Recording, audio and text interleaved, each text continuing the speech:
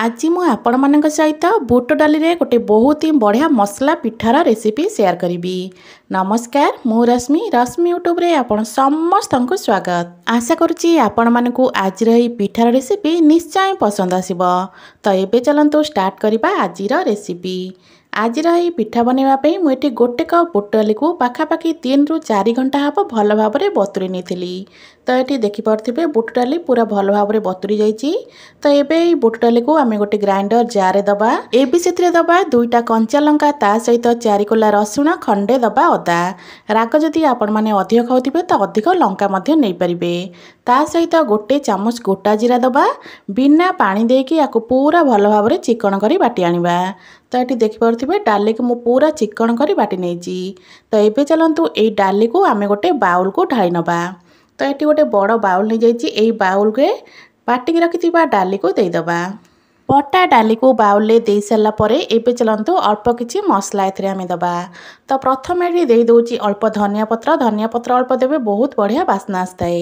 तापर दबा स्वाद अनुसार लुण हाफ चामच दबा हलदी गुंड लुण हलदी गुंड धनिया पत्र दे सारा पर या भल भाव में मिसई नवा। एटी मु कही रखुची जदि आपण मानकु आज रही रेसिपी भल लगे वीडियो को लाइक करेंगे शेयर करेंगे। चैनल जदि नुआ अच्छा ताले प्लीज चैनल को सब्सक्राइब निश्चय करने। तो पाखापाखि 1 ରୁ 2 मिनट खंडे आपको मुझे भल भाव में गोल सारा। तो ये देखिपे डाली रे सब मसला आमर पूरा भल भाव में मिसीगला। तो ये चलतु ये डाली मसला को आम रखा साइड रे। तो एपटे आम गैस ऑन करी गोटे जगार अल्प पानी गरम करवा। तो ये मुझे गोटे मेजरिंग कप रे 2 कप पानी नहीं। तो ये से पानी रे दबा अल्प लुण पाखापाखि हाफ चामच हम लुण देती।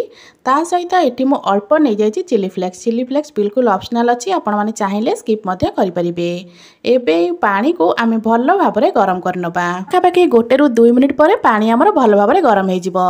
तो पानी को रखा साइड रे। एपटे गोटे बड़ जगह नहीं जाइए जो जगार कि आम मापिकी पानी जो कप रे आम 2 कप देते से कप रे मापिकी आम 2 कप नहीं जावा चाउलर गुंड।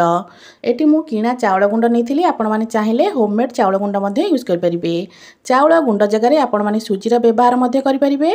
एबे चाउल गुंड रे गरम कर रखि पानी को अल्प अल्प दे आर गोटे डो आम प्रस्तुत करवा। पानीटा ये पूरा आमर गरम अच्छी तो अल्प अल्प पानी देबे। अल्प अल्प पानी दे सारा पर से पानी को हाथ में धीरे धीरे कर चकटिबे। एका संगे बहुत सारा पानी देबेनी। एकाशरे पानी देदेले कौन हम ना केतिकी पानी आमको आवश्यकता हम सेटा जना पड़ न थाए। जेहेतु मुझे 2 कप पानी नहीं 2 कप रु अल्प टिके पानी मोर बंचीला सबूक पानी लग जाता। तो ये देखिपे आपको मुझे बढ़िया भाव में पूरा चकटी नहीं। तो ये मोर गोटे डो पूरा रेडी होगा। एबे कवर करके 10 मिनिट छाड़ीदबा रेस्ट रे। 10 मिनिट पर एबे चलतु पिठा बनवा। तो ये देखिपे ये डोटा केते सॉफ्ट बनी आमर। तो ये आम गोटे छोट गोला नवा। ए गोला को प्रथम हाथ में एमती चकटिकिना पूरा गोल बने नवा। तो ये चलतु 2 हाथ में ये गोला को पूरा आम गोल बने नवा। गोला को प्रथम पूरा गोल कर सारा पर आम जमी मंडा पिठा बनवाई खली बनाती ना से टाइप गोटे खली ये आम बनवा। खलीटा को पूरा पतला करी बनइबे बिल्कुल भी मोटा बनइबेनी। जिते पतला बनइबे तो पूराटा सेते अधिक दिहाई परियो भितरे जो कि पिठाटा खाइबा पे बहुत बढ़िया लगी थाए। तो ये देखिपे मोर खलीटी पूरा रेडी हो गलानी। एबे चलतु बुट डाली बनै रखिथिबा पूर को एबे एथिरे दबा। तो ये पाखापाखि 1 चामच हम पूर मुझे दे दूची। पूर को दे सारा पर एबे आको आम कवर करवा। तो ये मुझे एमती ही आपको कवर कर नौची। आपण मैंने चाहिए जमी मंडा पिठा बनाती ना गोल गोल से टाइप ये पिठा को बनई पारे। तो ये देखिपे आपको मुझे पूरा कवर करनेली। तो ये आमर प्रथम पिठा पूरा रेडी। जदि आपण मैंने एमती बनइया चाहून तो आउ टिके सहज उपाय आपण मानक मुझे देखई दूची। बेलना पटा पर गोटे छोट गोला को एमती गोल कर नवा। एबे आम जमी पूरी बेलती ना सेमती अल्प टिके चाउल गुंड देकिना आपको आम बेली नवा। हाल्का हाथ में पूरा बेलिबे जेहेतु यहाँ अटा नुहे चाउल गुंड अधिक प्रेसर देकी बेलले कौन हम ना पिठाटा आमर छिंडीज। तो ये देखिपे आपको मुझे पूरी परिका पूरा बेली नहीं।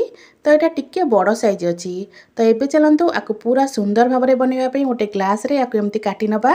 ग्लास रे काटी नेले कौन हम ना पूरा राउंड होगी पूरा सुंदर भाव में बनीज। तो ये चलतु देखिपे ये आम पिठा पूरा होगला।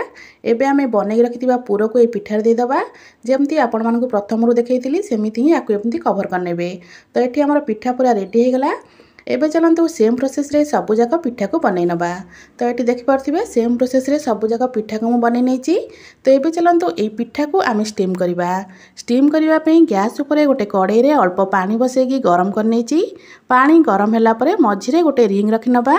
ता उपरे आमे गोटे जाली रखिबा। जाली को रखिबा पूर्वरु जाली उपरे अल्प तेल भल भाव स्प्रेड करनबा। तेल अल्प देले कौन हम ना पिठा बिल्कुल भी चिपकिबनी, पूरा आराम से बाहरी आसीबो।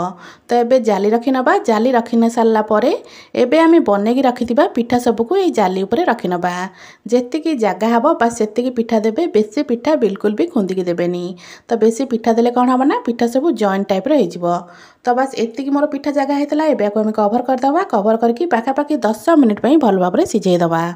10 मिनिट पर एबे चलतु कवर काढ़ा। तो ये देखिपे आमर पिठा ये पूरा रेडी हो गलानी। तो ये चलतु ये पिठा सबको आम गोटे प्लेट को काढ़ी नबा। तो ये मु सब पिठा को गोटे प्लेट को काढ़ी नौची। सब पिठा को प्लेट को काढ़ी सारा पर आमर जो बड़का पिठा रहा से पिठा को एबे आम सेम प्रोसेस रे स्टीम करनबा। पिठा को स्टीम कला बेले गैस रा फ्लेम को बिल्कुल लो ही रखिथिबे। लो फ्लेम रे मुझे पिठा को 10 मिनिट पे सिझाई थी। तो ये देखिपे सबू जाक पिठा मोर सिझिकी पूरा रेडी हो गलानी।